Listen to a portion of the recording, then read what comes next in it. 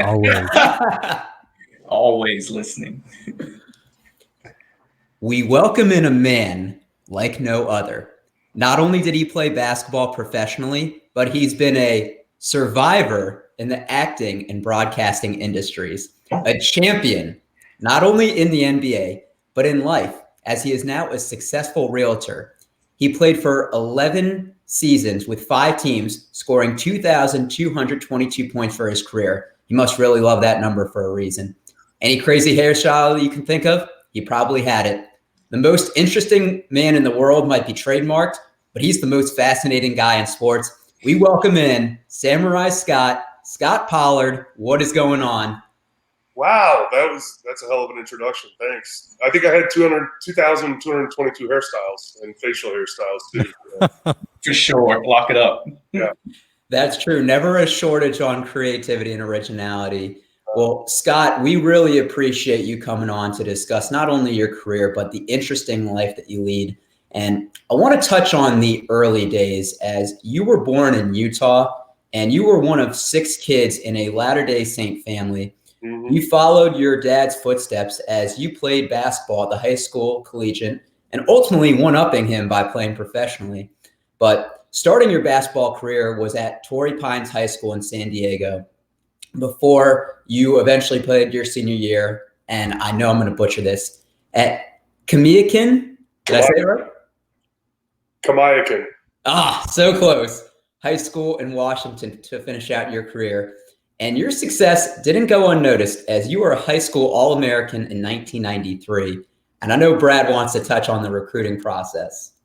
I did. So the recruiting period for a highly touted high school prospect has always been something that fascinates me. And because so many schools have to figure out a way to make their school most attractive without getting caught breaking any rules. Also, growing up Mormon, I imagine you didn't have the same hierarchy of values most 18-year-old boys have. So I have to ask, what kind of stuff were schools throwing at you and your family? Well, I think if I remember correctly, I was the 33rd ranked player, not by position, just overall player in the country coming out. So I had my pick of schools, and the youngest of 6, as you guys mentioned, all 5 of my siblings, including my sister, had been recruited to play Division I, and all of them did play Division I, except for my sister, who chose not to go. She was recruited to play volleyball and basketball at BYU and just decided not to. But I got recruited to play volleyball as well. I was San Diego Player of the Year in volleyball, and a couple of the California schools wanted me to come play volleyball and tried to add that to, maybe that's what you'd want to come play at our school. You know, we'll let you play volleyball too. But I knew there was no money in volleyball for me at the time. I'm thinking, man, I got a 30-inch vertical. I'm 235, 240. If I could stay at this weight, maybe, but most likely I'm going to be a lot better chance of going to the University of Kansas, learn how to be a professional. But I can tell you there were a lot of promises out there. I didn't know this one until I was retired from the NBA in 2008. Being from San Diego, my sister was living in La Jolla at the time, which is another beach community down in San Diego area. And I was getting recruited to UCLA. I really wanted to go to UCLA. It's close to home. It was a good program. It is a good program. But I guess, again, unbeknownst to me, until my sister didn't tell me until I was retired, that one of the assistant coaches at UCLA said, hey, here's a $2 million shopping budget for houses. And we'll get you a job for, I think it was like 150 or 200 grand a year. Now, this is 1993. And wow. A $2 million, let me just tell you, if you don't know much about the market out there, if you had a $2 million house in La Jolla in 1993, in 2020, that same house is probably worth $30 million. Power of inflation right there. But it's a big number. And my sister never even told me that, because she didn't want me to pick a school based on something that was being given to her, which technically is being given to me too. But at the same time, she didn't want to steer my decision. That could have set her up for life easily, and she could have just said, "Hey, go to UCLA."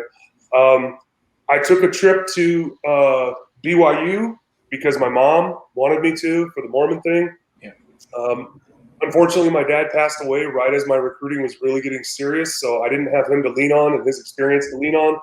But as I said, all five of my siblings had been recruited, so I had heard a lot of the promises before and knew to see through some of the bullshit that goes on. I scheduled a trip to LSU because at the time, the coach there, they called him the preacher man, Dale Brown. He coached Shaq, and he was telling me on the phone, he's like, "You're going to be the next Shaquille O'Neal." And I was like, "That's not." Yeah.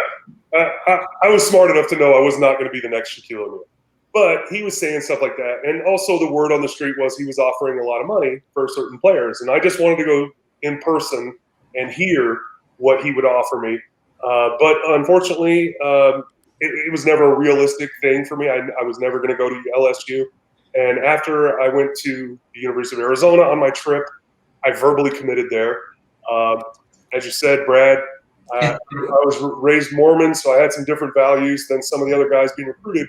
But the guys at Arizona took me to a party, and I really liked the way most of those at parties. So I really wanted to go to the University of Arizona. I liked long black hair, and there was a lot of girls there with long black hair. My wife has long black hair. You might have seen her on the interwebs if you look at my Twitter page or her Twitter page. So that was a thing that became very real for me.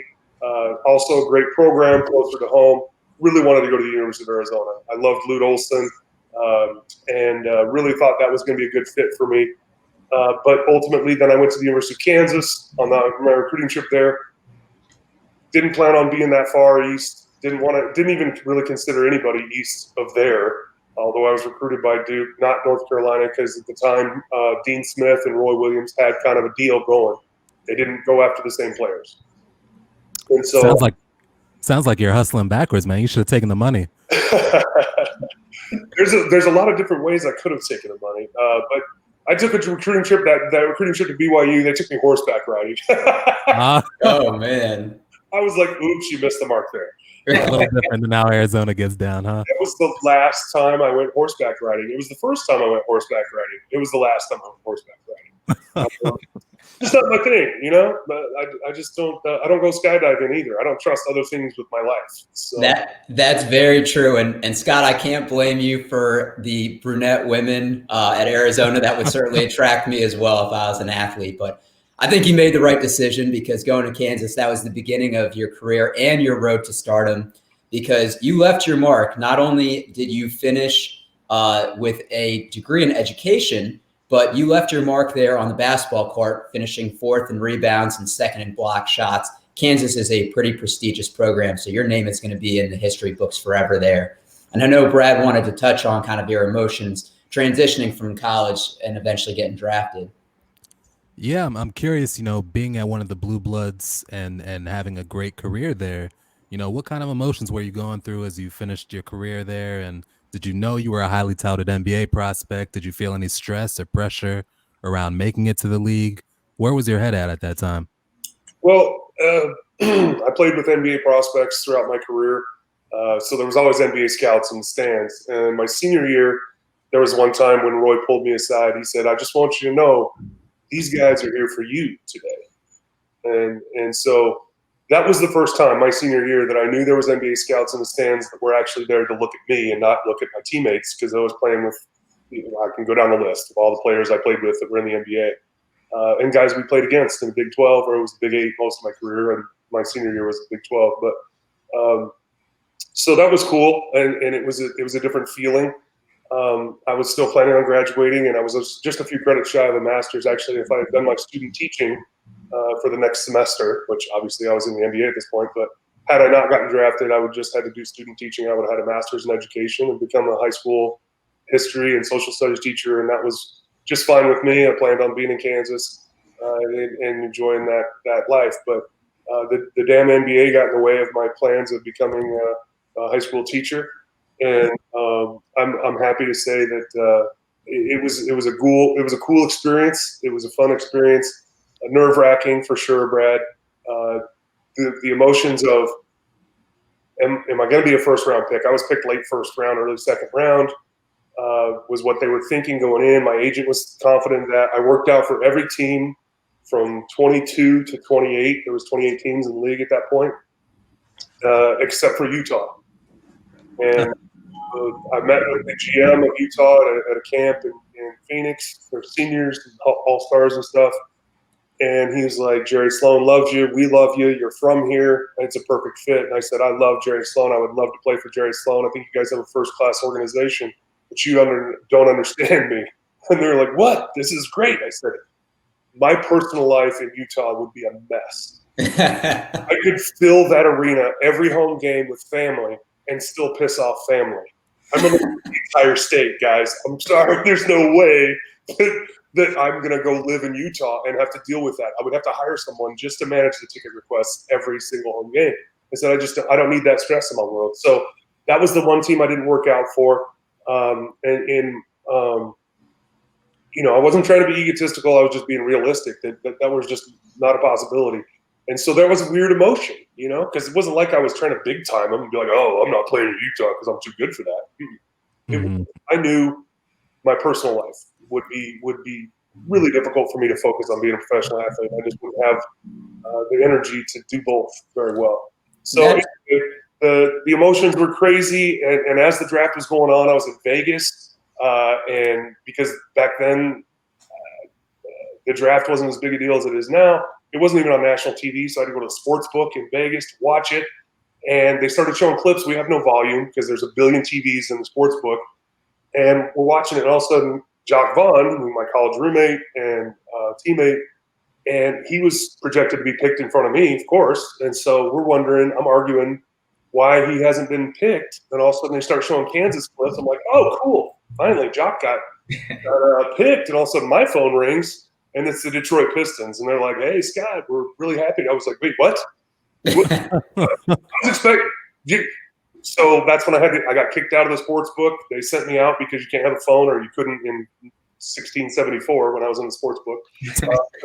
But they kicked me out, and I was on the phone with them, and I was on a plane the next day. So just a real true roller coaster of emotions, from not knowing if I was going to be picked to getting picked in the first round versus the second round, getting picked earlier than I was projected. But I can go on for days, but a quick side story about that. Like I said, I worked out 22, 23, 24, 25, 26, and 28. And every single one of those teams said they were going to take me. Well, Detroit had the first pick of the second round, and that's why they worked me out. They were planning on being available. But then all of a sudden, every single team I worked out for said they were going to take me if I was available. So Detroit got scared.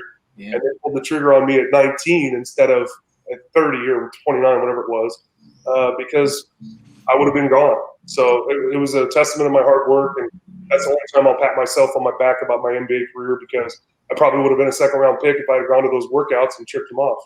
Scott, I love that not only did you play the other teams, but that story of getting drafted and then getting kicked out of the sports books is something that I feel like more people should hear. I don't want to touch on your stint with the Pistons for too long, because I don't think they gave you a fair chance. We had Adrian Dantley on the pod previously, and they traded him as well. So as a whole, we don't think highly of that organization. You were traded to the Hawks for Christian Laettner, but never suited up for them. But that might have been a blessing in disguise, because the Kings were on the come up and would be a championship contender for years to come. The 5 years in Sacramento, you were a beast on the boards, swatting shots. But more importantly, you were one of the enforcers. And I know Coach wants to touch on your time a little bit in Sacktown. Yeah, so this is maybe your best season as a professional. You were 9th in defensive rating this 2001-2002 season, playing with the King Show. 7 players averaged double digits, something I've really almost never seen before. It was a beautiful, bruising basketball. Some of the best that I've ever seen. What made that team and brotherhood so damn fun to play with, and any funny stories that come with that fun group? Well, first of all, thanks. It was the greatest part of my career. Whenever Chris was out and I started, I actually averaged a double-double. So love it. I think that was part of what made that team special, was that there was missing pieces that would just fit together. When we'd lose somebody, we came together and we upped our status and our statistical performance to make up for the loss of an all-star like Chris Webber, or when Vlade was out. There was times where Vlade shouldn't have been there. His family was going through the war in Serbia, in his homeland, and there were times we could tell he walked in and he hadn't slept because he was on the phone just seeing if his family was alive. So as one of the leaders of the team, I mean, that's just an example. The guy just showed up every day, and there was times we were like, dude, Vlade, take a day. Go to sleep, and he would just fire up a cigarette and be like, I'm good, flick it out, let's go practice. But it was a camaraderie in a very, very weird way because professional organizations aren't typically like that. None of my other teams I was ever on were that close. It was definitely a brotherhood that formed because of, I really can't name it. I mean, the organization was great. The Malice were new owners. They were willing to spend money and get out of the way and let the basketball people do basketball things. Petrie was great. Him and Rick Adelman, our head coach, had a wonderful relationship from their days in Portland, playing together as teammates. And Rick really knew how to let the players play. He's a player's coach. He would set us up with some of Pete Carrill from Princeton's little backdoor cuts, and our version, it was nothing like the triangle, but it was our version of an open offense that was a read and react offense, which really suited me because I can't remember plays for shit. I was very good at reading and reacting. That was how I played college basketball when Roy taught us how to play. It was about read and react, and so that really fit my personality as well as a basketball player because we all just knew each other so well. We hung out together. We fed off of each other's emotion and knowledge of where that player is going to be, and if that player wasn't there, we knew what his backup was going to do. And so we all fit together so well as a weird puzzle of weird personalities. We had the Christian guy, Lawrence Funderburk, that never cussed, and busted himself one time when he got busted on the road. Went out to the papers and told everybody what he had done, but nobody cared. But we cared. I'm just saying, like, the public didn't care. You don't care what you're doing in your personal time. But just an awesome dude. Him and I had some of our best discussions, and we couldn't really be much more polar opposite, other than we both like to read a lot. And so there was the jokesters, the workhorses, the people that were the shining example of an athletic NBA player. And a quick side note, Chris may get into the Hall of Fame, may not. That's not for me to judge. I won't say whether he belongs in there or not. But people ask me who the best player I ever played with in my life. And I played with LeBron. I played with Kevin Garnett, Ray Allen, Paul Pierce in college and the NBA. I played with Grant Hill in Detroit. The list goes on. There's only 450 NBA players at any given time. So no matter who you're playing with one of the best players in the whole world at the time. And so, that list goes on. But I only played with one player that could do every single thing on a basketball court and make it look easy, and that was Chris. Chris could do anything he wanted to with the basketball or on defense, never break a sweat, never made it look hard. It was never difficult for him to pass. It was never difficult for him to rebound. It was never difficult for him to set screens. All the dirty work that you don't notice, but then also obviously all the stuff you do notice. And so that I have to say he's the most talented, gifted player I ever played with, including all of those guys, just because of that. I think that's fascinating. That's very, very high praise, especially you did play with LeBron when he really had his coming out party and took your team to the final. So that's real high praise on Chris. And I personally believe he belongs in the Hall myself. He did make it look very easy, like you pointed out. Speaking of the finals, Coach, I got to bring this up. Kings versus Lakers, Western Conference Finals. So a game that's pretty much been outed as a game that was tampered by referee involvement and gambling rings already. I'm curious to know what you and the rest of your team was saying and feeling after all that was over and that you got robbed. Game 6 was the third game in a row that we felt was not great. Game 4, there was a half-court shot that shouldn't have counted. Mm-hmm. And if that shot doesn't count, Robert Horry's shot at the end of the game doesn't matter. It's insignificant. We've already won. We were leading from start to finish that game except for that shot. And the last 30 seconds or whatever was the first time that the Lakers had a lead, and then we ended up getting the lead, and then he hit that shot, if I remember correctly. So that sucked. That was the first time we felt like, man, maybe we can't beat them. We knew we were better than them. We proved it during the regular season, best record in the NBA. And we had home court advantage, so we felt that was good. We went back home for Game 5. Didn't have a great game, but still gutted it out. We were like, okay, we got to win, right? And we did. We go down for Game 6. It was pathetic. It was a pathetic game. Whatever you want to say with referees and fix and the gambling and all that, fine. You can say it. I don't care. We had Game 7 at home, and that's what you play for. You play for home court advantage. So we made it, for whatever reason, to the one-game series, as they say. We're in Game 7. And in the biggest game of any of our careers to that point, we laid an egg. We go double overtime, or maybe it was single overtime, whatever it was. And I didn't get to play much in the fourth quarter or late, and it pissed me off personally. And that was one of the times I was ever selfish in my whole career, and I lost it because I was having a good game. I think I was damn near a double-double in that game. Yeah. I was having a really good game, and then at the end of the game, I'm not in there. And I'm going, damn it, I brought you here. Let me take you home, you know? And so I felt pissed about that. Vlade even said it as he was coming in. He's like, I know, man. I told him, put you in, leave you in. But, you know, whatever happened, happened. But the bottom line is we shit the bed in Game 7. So I don't care what you say about Game 6. We had Game 7 at home. That's why you play for home court advantage. And we didn't get it done in Game 7. We had guys that couldn't hit the shots. And it was not going to single out anybody. It was us. We shit the bed. Yeah, and speaking as someone that's been an NBA fan, there is nothing more I wanted than to see that Kings team win. And your impersonation of Vlade is spot on.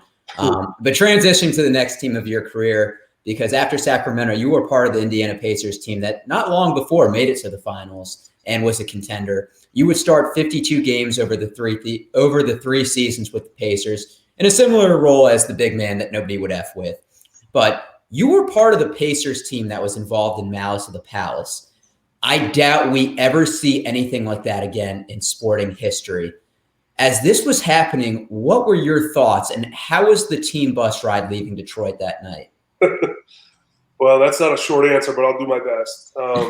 First of all, I hope we never see anything like that in sports again. I think that was probably the worst thing that's ever happened in the NBA that's been on TV. Now, I know there's been fights before, but when they weren't on TV, there was fights a lot. A lot of the coaches I played for were players in the NBA, and they're like, we had fights all the time. Guys drank beer at halftime. Of course they're going to get in fights.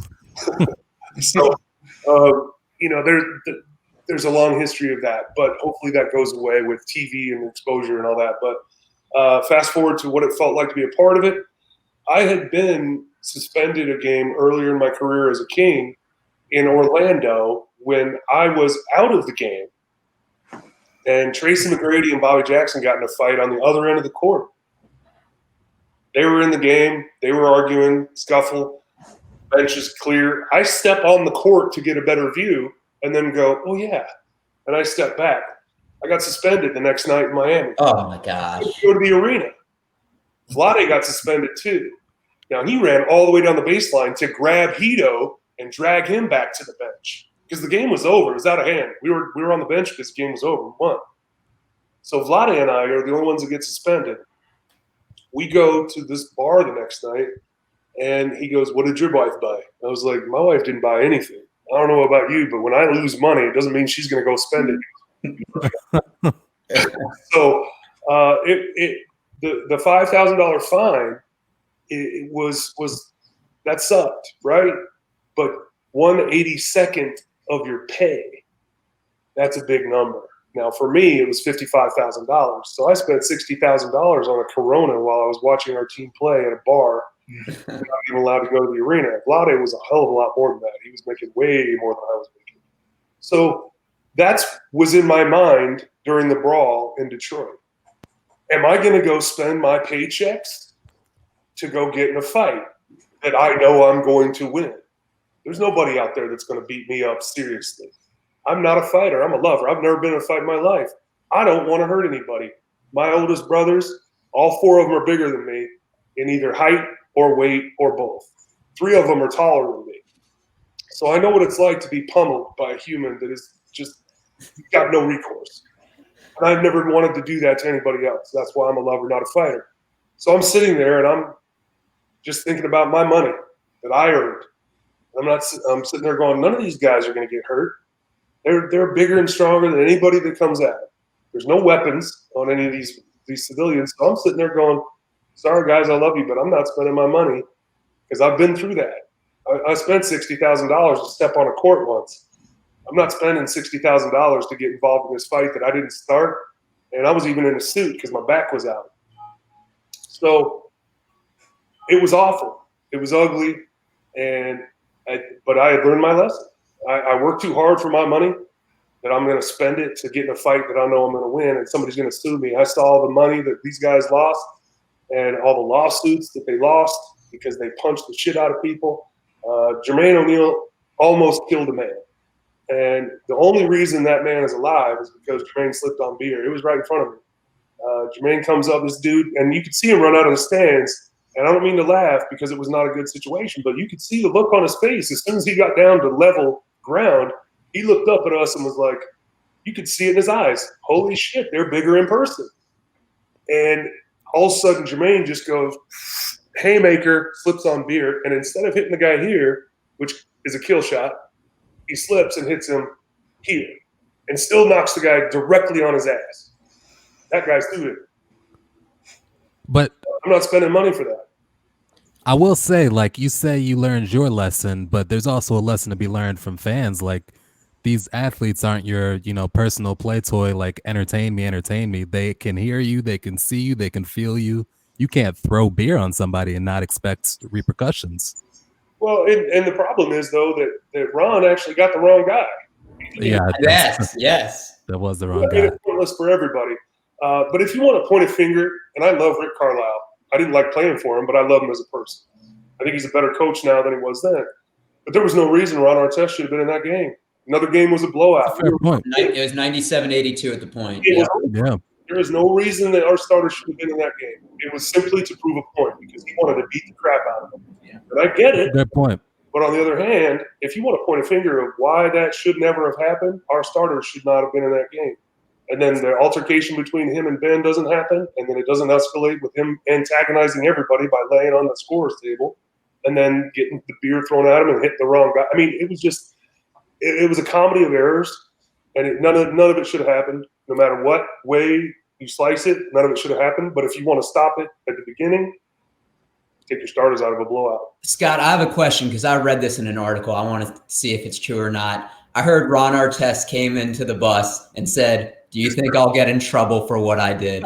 It was actually after the coaches and players were fighting in our locker room with each other. Mm-hmm. And finally we got it calmed down, and everybody was sitting down in the locker room. And it gets quiet, and that's when Ronnie piped up and goes, "Y'all think we're going to get in trouble for this?" Yeah, Ron. Yeah. The whole season. Well, I want to sway away from that and touch on something a little bit more positive. But I do have to say, Scott, you are such the bigger man physically and literally. Just to finish out your playing career, you played a couple more seasons, one each with the Cavaliers and then the Celtics, before retiring at the end of the 2007, 2008 season.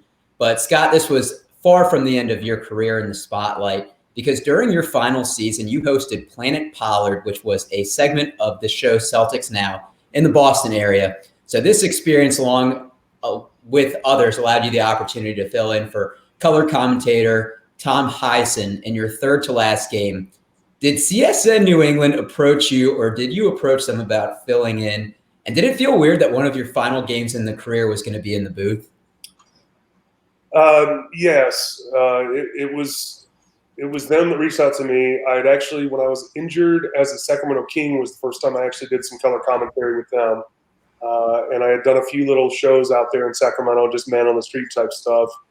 And then with Pacers, they're not really as they're more conservative when it comes to stuff like that. They keep the players pretty wrapped up tight. Not a lot of publicity and public interactions other than just team events. Nothing against them, just that's how they roll. Cleveland, kind of the same way. LeBron was the show. Whatever LeBron wanted to do, LeBron did, and they support it, as they should. And then in Boston, they were a little bit more out there. They're like, "Hey, man, your career's over with us." I had both my ankles. I had surgery on both of them, so my career was over. And they were like, the Planet Pollard thing had been going all season. And they're like, "Hey, man, Tommy's not feeling well. Do you want to step in?" I said, "Sure." So it kind of worked out like that. They knew I had a history of being in front of the camera, and I'm not shy about putting my opinion out there or saying, what's on my mind. But those Planet Pollards were a lot of fun, man. I got to go see Boston in a whole new way and learn a whole lot about the city. It was really cool. I got to go see some historical monuments. I got to go to made some gnocchi at a local restaurant with the chef. I went to Mike's Pastries, which is a landmark. If you ever get to Boston, go there. Got to make some cannolis with them. And so I thought that was so much fun because it kind of tapped into my leanings of how I love history. And Boston is one of our oldest cities. And I learned a lot about the city itself by doing that. So I thought I got a whole lot more out of those Planet Pollard episodes than they got from me. But it was my favorite place to play in the NBA. My favorite place to live was Boston. I'm making sure I add that to my queue. Scott, before we transition to your next part of your career, not just in the NBA, do you know what your career high was? In the NBA, I think it was 23. Okay, that's good. But do you know against who? I'll be really impressed. I think it was a blowout against the Warriors. They were our whipping boys. You are good. You did score 23 against the Warriors on April 16th, 2002. So I knew the Toronto game because there was a Toronto triple overtime game. I think I had 22 or something like that. I beat them up too. I'm curious. You mentioned a little bit about how the role that injuries have played in your career. The way modern medicine is right now and the money that these guys spend taking care of their bodies today, do you think you might have had a different career trajectory today with the way the trainers are doing things today? Or do you think it would have been the same thing? It's just kind of, genetics, how the cookie crumbles type things? I can't answer that. I don't know. I'd love to know. I'd love to find out because the paychecks now are bigger than they ever were. And now, I know how Bill Walton felt when I signed a 6-year deal. Yeah, right. You see Shaq talking down on any center that it's exactly. So I would love to see if medicine would have helped me have a longer career. But one of my worst injuries, I fractured my sacrum. Oh, and they don't know how. They were like, well, you take a lot of charges, you fall on it, but it was a stress fracture, and those come from overuse. So that's just me being a big guy that runs a lot, jumps a lot. But all the other NBA players do that too. Now, maybe because I was falling on it more, but the only professional athlete that had ever found that did that was a female marathon runner. And obviously, I'm not female, so they just said it's weird.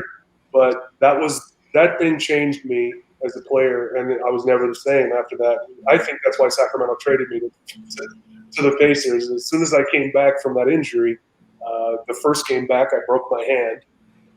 And then I sat out 4 games, I think. To your point about medicine, I just wore a little plastic thing over that. It didn't hurt me from playing. I shoot free throws right-handed, but I'm left-handed. So it really didn't affect the way I play. I just had this little brace. So when I shot free throws, I just shot with these fingers instead of all 4 of the digits. And it didn't affect the way I played much. Would I have sat out more in today's NBA? Maybe they wouldn't have let me play because my hand was still broken when I came back. But it would be interesting to know and interesting to find out because, I think 11 years, as long as that is, and I feel blessed to have played that long. I saw a lot of guys I played with that played a hell of a lot longer than that. Vince, and Tim Duncan, those guys did 20 years. If I could have gotten 15, I'd have been really happy. But 10 was my goal, and I got 11. So I exceeded my own expectations as a kid and my goals. I'm a believer that things happen for a reason. And you had a great playing career and a seamless transition to what it seemed into broadcasting. You joined NBA TV in 2009, and you'd ultimately be part of the Indiana Pacers radio crew in 2014. In between then, you played Axeman in the horror film Axeman at Cutter's Creek, and another role in the film Jayhawkers. But Scott, I want to talk a little bit about your time on Survivor. You finished in 9th place, which I'm sure is better than any of us could do. And both the NBA and Survivor are entertainment spectacles to some extent. I know there's something that Coach wanted to ask you about your experience on there. Yeah, who inspired you? Who is your favorite Survivor member? Because I know it's kind of like a family. You mean on my cast?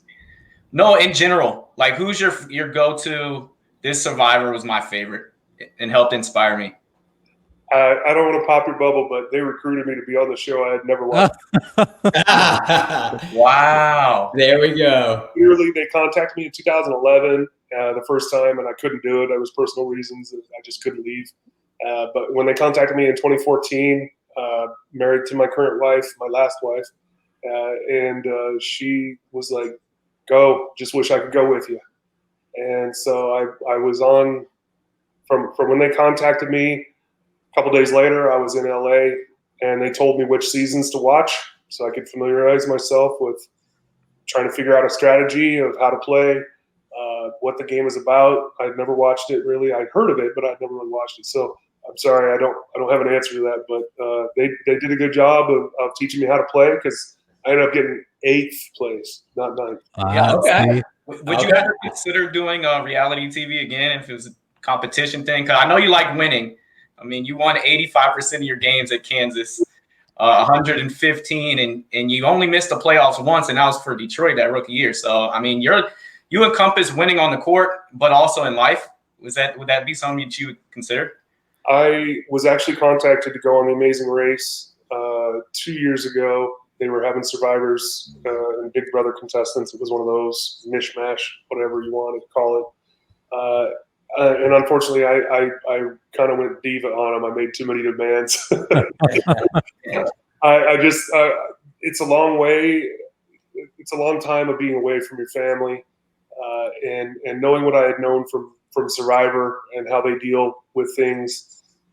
I had some things planned that month that I was going to be gone filming, and I could have missed them, but they were family things that I really wanted to be a part of. And I just said, hey, if I get voted out, can I go home? I promise I won't tell anybody. You know how I am. I had to wait almost a whole year from filming finishing to when our episode or our season aired for Survivor. So I said, you guys know how I do it. You're not worried about me saying anything. They didn't call me back. I love it. Going out on your terms. We're talking with Scot Pollard, 11-year NBA vet, businessman extraordinaire, never short of entertainment. Scott, we like to get our guests out of here on a little rapid fire, some 10 questions, this or that. Are you game? Let's do it. All right. I promise some of these you probably haven't been asked before. So the first one, talking about your hairstyle. Which one did you like better, the yellow mohawk or the ponytail? Ponytail. I miss my hair. As you can tell, there's not much left. Thank God there's pictures on Google out there. Next question.